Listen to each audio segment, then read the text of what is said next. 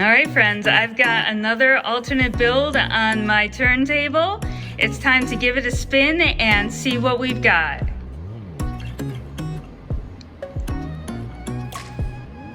Fantastic, isn't it? All right, guys, I'm going to tell you all about this, so sit tight, hit the like button, make sure to subscribe, and I'll see you on the other side.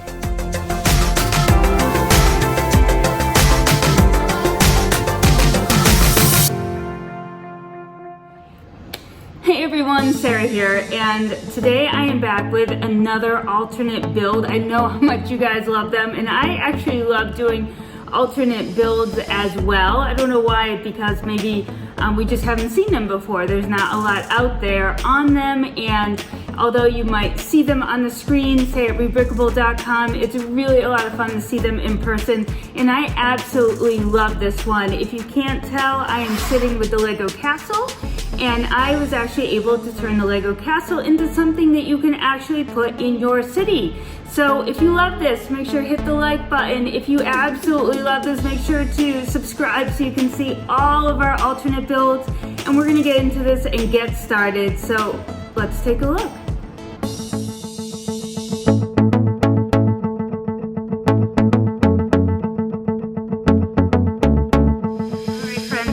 Talk too much about the castle because that is not why we are here, but Mr. Bins and Bricks was very excited to get the castle when it released on August 1st.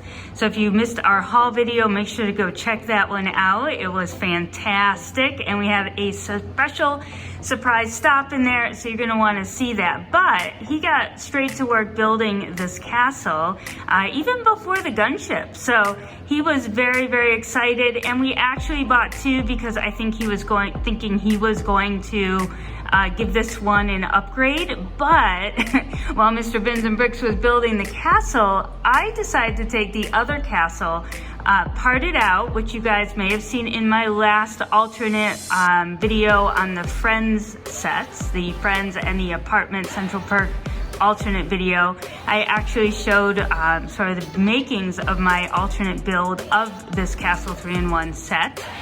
So while he was doing that, I started my alternate build of this castle, which I found on rebrickable.com by the Lego Artisan. All right, guys, so if you want a sneak peek at my next project that I'm currently working on, because as you know, I mentioned that there was a sneak peek in the last video, I think I'm gonna add these in just so you guys make it all the way to the end. So this is me saying, pretty please stick around to the end, take a look at that next project, and we'll see you soon. All right, guys, so here we are. We have the alternative build to a 3-in-1 castle called the Merchant's House. Doesn't this look fantastic? I love the look of this for a city building. I think even if you don't have a medieval theme, this fits in very, very nicely. So basically you are going to take one castle set only, and you can turn it into this with no other parts needed. Now again, you can actually see that I have this on a Mills plate. I even made sure all my bricks were yellow just for a little fun there. So there's actually the first couple steps you're going to want to take a closer look at if you're going to actually use a base plate, because you will not need the first set of plates on the bottom. So that's just something that I did. I removed those plates just so it didn't sit up higher. You will use the next set of plates that the Lego Artisan shows attaches, but because I already have a set of plates down, I didn't want to make it too high so that it was above the height of other sidewalk areas. And as you can see here, I just added some round 2x2 tiles to give it a cobblestone look, and I think I'll do a little bit more detailing with that. We're going to get in closer in just a minute, and I will show you some of the finer details inside. You can see that there is an awesome staircase using arched bricks. This is a great technique to learn. I'm super excited that I got to see that. I do love how he keeps the bottom dark blue gray and light blue gray, and then moves to the yellow and the brown on the top. You have a fantastic little brick built door here, and there's some great details on the interior. I love how the tree was added to the top here, and the wishing well was actually kept in this build as well, which is nice, along with, I think it would be a falcon or a vulture. I did add the skeleton here. And then the sides are pretty plain, but there is nice detailing here. I'm wondering, no, there must be a hook on the side there. I was thinking maybe I should have put in something different, but we shall see. And then on the front, of course, it is a merchant's store on the bottom, so you have this lovely little market stand build here with lots of fruits and vegetables. I love how he makes a pineapple out of some yellow Technic pieces and a stem. Let's see if I can grab one here. So you got this, just a tiny little pineapple build there. I made a couple of those with extra pieces. You do have the 3 minifigs still. A couple people were wondering about the jail cell door look, but I think it works. I don't really have anything different to replace it with at the moment. I do love the window design up here. That looks fantastic. And I do love, I love the arches and the gold window inserts. Everything looks pretty fantastic. All right, friends, so what we are going to do right now is get inside each of the layers, and I will show you from the roof down what is inside this tremendous build. Just about every piece on this build is extremely stable. The instructions are extremely easy to follow. I would say the only part where I had a bit of difficulty was the roof. There are a couple areas where you just needed some extra patience. Probably that would have been a good point to call Mr. Bins and Bricks, because his patience is far greater than mine, but I was able to make it work just fine, so I'm guessing that just about anyone else can too. But all in all, I do love this build, but I want to show you inside because there are lots of fun little details that were added inside. All right, so let's start with the roof. I think that this is an excellent example of a modular roof style. It is extremely symmetrical, and the Lego artisan used the existing roof structure of the castle to the best of its ability inside this modular building. I really love the extra detail to the sort of dormer window here. You do have a nice little chimney on the side, and then this is a very similar build to the castle, where I believe this is a little bird on top. Maybe it is a falcon or a vulture. I keep going back to those two because I'm not entirely sure which one, but very simple rooftop design, fits on very nicely. So let's go down to the next layer. Okay, so the second floor is a very simple design. Since this is the merchant's house, this is where his sleeping quarters would be located. You'll see a great bed in there using the sort of the flag pieces from the castle. You've got a candle next to the bed. This is my favorite one, where this is actually his medieval bathroom set up there with a little bit of toilet paper next to it, which I'm not sure if they would have had, and there looks like a very medieval looking toilet setup, which is fantastic. It's really nice. That was a little cute little addition. There is a table and a chair over here. And then there is a fireplace where you can actually see the flames coming through if you're at the correct angle.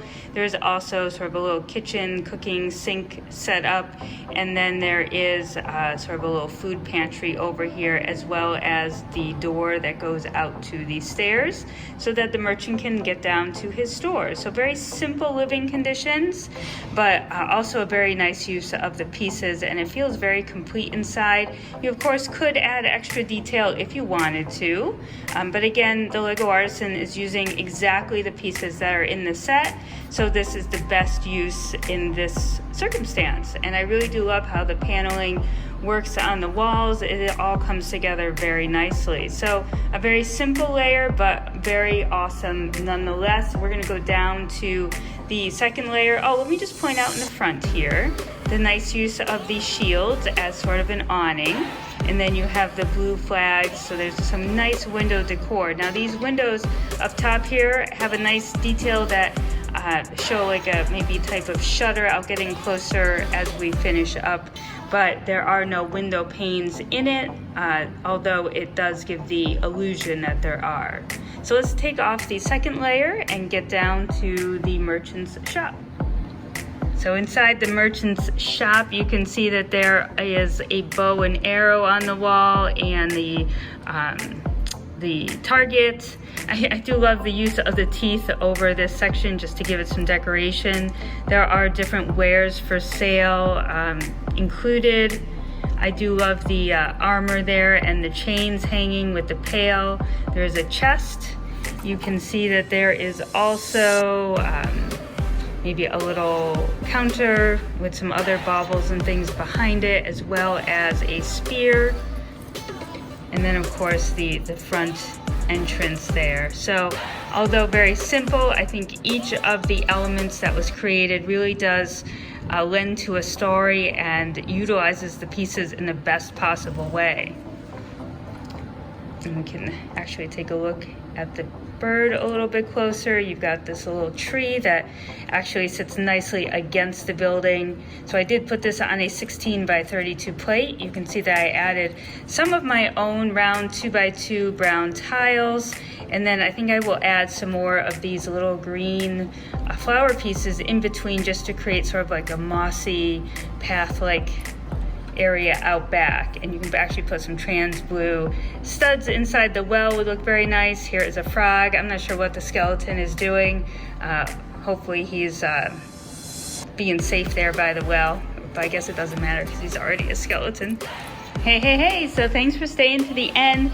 Those of you who stay to the end get a little bit of a sneak peek of what is to come up in one of the next videos. I did get a small haul this past week, pretty small to even share in a video, but I am looking at collecting some amusement park activities to put in the amusement park. So actually Friends makes a random assortment of amusement park attractions. Here is an underwater themed loop swing that I thought would be kind of cool, and I did get these for excellent prices. You can actually see the condition of the boxes is pretty sad, and that probably adds to the cheaper price. And then this hot dog stand will probably add a food section to the amusement park, and I think that this will look very nice. I'm actually excited to build this hot dog, and I may change out some of the colors in the awning and the stools, just because I'm not a huge fan of all of the Friends colors, but I actually feel like the blue in this underwater ride looks absolutely perfect with the blue in the new creator Ferris Wheel here. You can get a sneak peek of what we've got laid out so far in the amusement park. There is one of the 3-in-1 builds for the Ferris wheel. Of course, we have the Ferris wheel, and then this one, which is what I would consider a much underrated set. I think this UFO set is pretty darn awesome. And then we're just working on maybe making some benches and planters along the road here. This is very reminiscent of the traveling carnival that comes to our town, where you actually drive up the road and you can see the carnival off to your left, and you can tell everyone slows down that time of year just to kind of check them out as they're setting up. So I really felt like this was a nice way to sort of pay homage to our town during the summer. So you will see a new video update coming out for this very soon, probably in a couple days. I am off to Target to grab some more base plates. We need to make some more mills and get some more things put together. So look for an update coming soon. Guys, happy building, stay safe. We will see you in the next video. Bye for now.